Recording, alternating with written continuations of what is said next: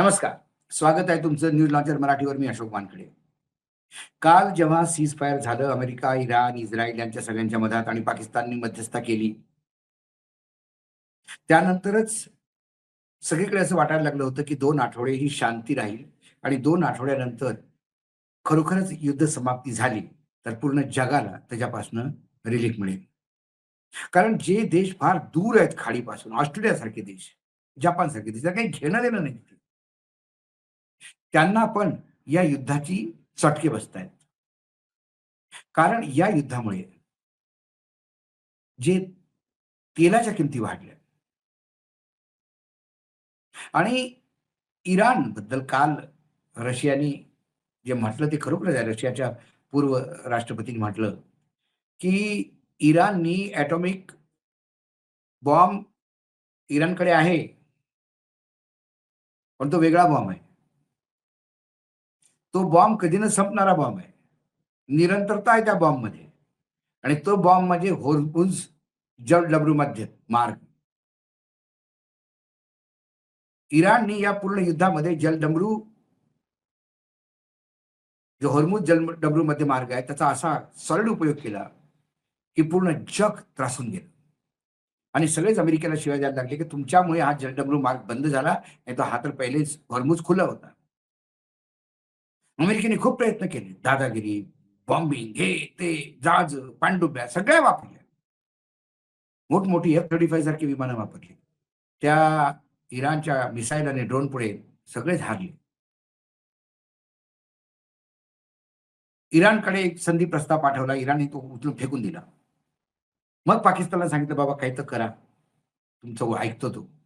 मग पाकिस्तानने इराणचा एक 10 पॉइंटचा प्रोग्राम आणला समोर. अमेरिकेने त्याला पाहिलं, त्याला ओके केलं आणि सीज फायर झालं. आणि ते सीज फायर झाल्यावर ज्या पाकिस्तानच्या यांनी पंतप्रधानांनी, शरीफ साहेबांनी जे ट्वीट दिलं, त्या ट्वीटमध्ये क्लिअर कट लिहिलं होतं, की हे सीज फायर अमेरिका आणि अलाइड म्हणजे इस्रायल आणि इराण, लेबनान आणि बाकी ठिकाणी जिथे-जिथे युद्ध चालू आहे, त्या सर्व लोकांमध्ये सीज फायर आहे. आणि तेच ट्वीट पुढे रिट्वीट केलं व्हाईट हाऊसने. जेव्हा व्हाईट हाऊसने त्याला रिट्वीट केलं आणि धन्यवाद दिला पाकिस्तानला, याचा अर्थ त्या ट्वीटमध्ये जे काही होतं ते वाचलं नाही व्हाईट हाऊसने असं होऊ शकत नाही. पण हे सीज फायर झाल्यानंतर दुपारपर्यंत इस्रायलने मीडियामध्ये प्रेस रिलीज दिलं आणि इंग्लिशमध्ये दिलं. ते नेहमी हिब्रूमध्ये देतात. बहुतेक ते व्हाईट हाऊसला सांगण्यासाठी किंवा बाकी लोकांना सांगण्यासाठी, की या इराणच्या युद्धात सीज फायरचं आम्ही स्वागत करतो. आम्ही अमेरिकेसोबत आहोत, पण लेबनान याचा पार्ट नाहीये. आणि त्यांनी लेबनानवर रात्री हल्ले केले. भयावह हल्ले.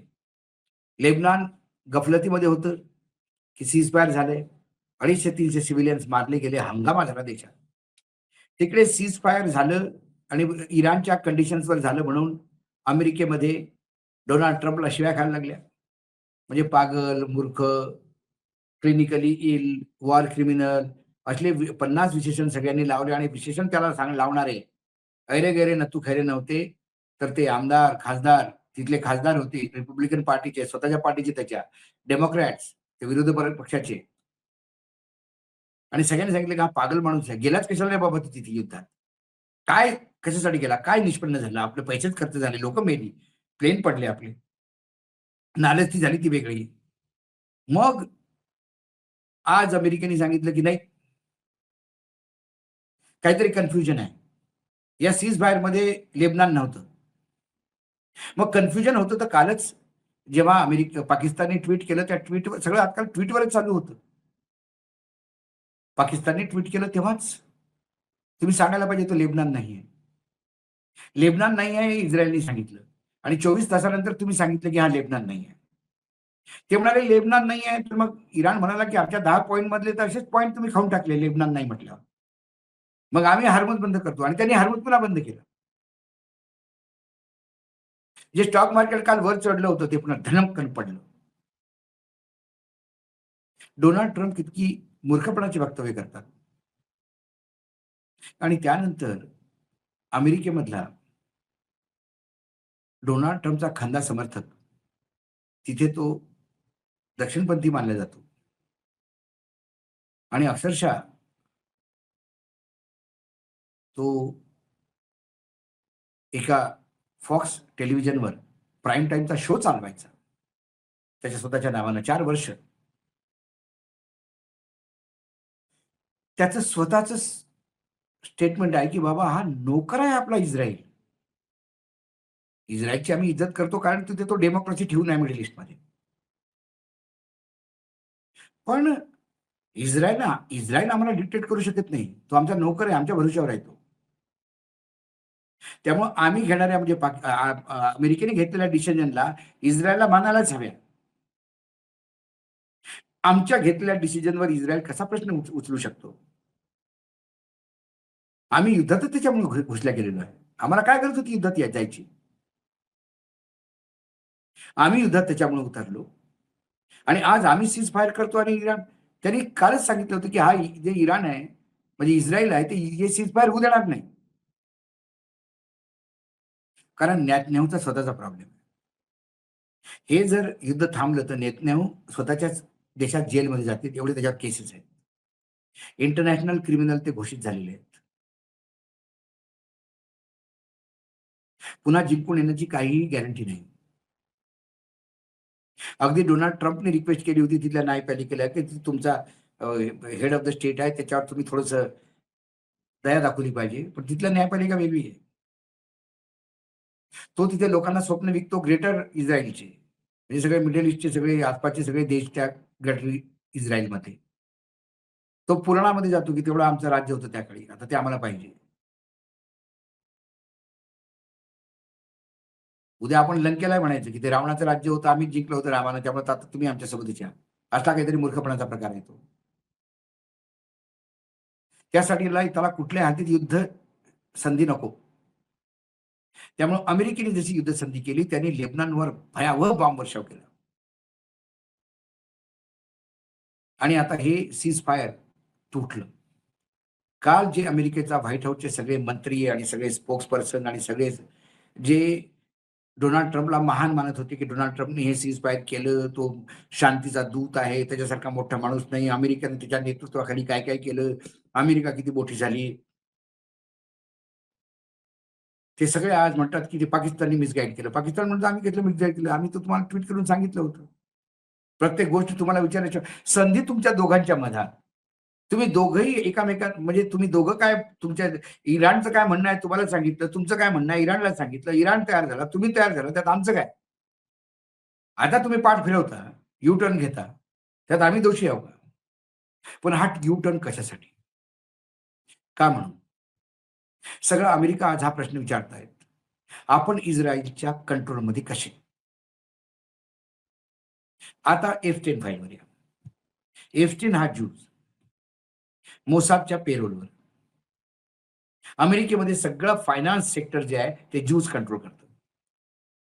सगळ्यांनी फायनान्स केला आणि त्यांनी अय्याशीचा अड्डा उचलला. जशा जुन्या काळी 20 कन्या असायच्या, तसं या काळी 20 पुरुष आहेत. असे त्यांनी 20 पुरुष व्यभिचारासाठी हबपलेले, लाळ गाळणारे, स्त्रीलंपट शोधले. त्यांना तिथे लहान-लहान, छोट्या-छोट्या मुलींसोबत व्यभिचार करायला लावला. फिल्म उतरवली आणि ब्लॅकमेल केलं. प्रकरणं बाहेर आली. तो जेलमध्ये गेला. तो अजून काही बोलेल म्हणून त्याने तिथे स्वतःचं जीवन संपवलं असं बोललं जातं. पण पूर्ण अमेरिका मानते, की त्याला तिथे निपटवलं गेलं.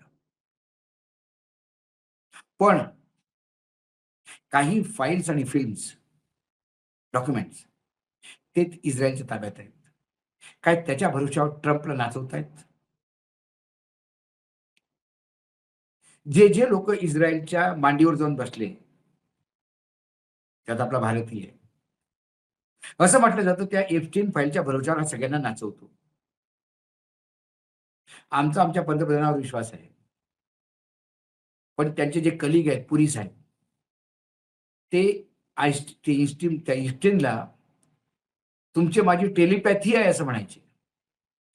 त्या एफटीन टेलिपॅथी असलेल्या माणसाची अजून काय-काय पॅथी कुठे-कुठे आहे, हे बहुतेक इस्रायलला माहीत आहे म्हणून काय भारत त्याच्यासमोर नाचतो.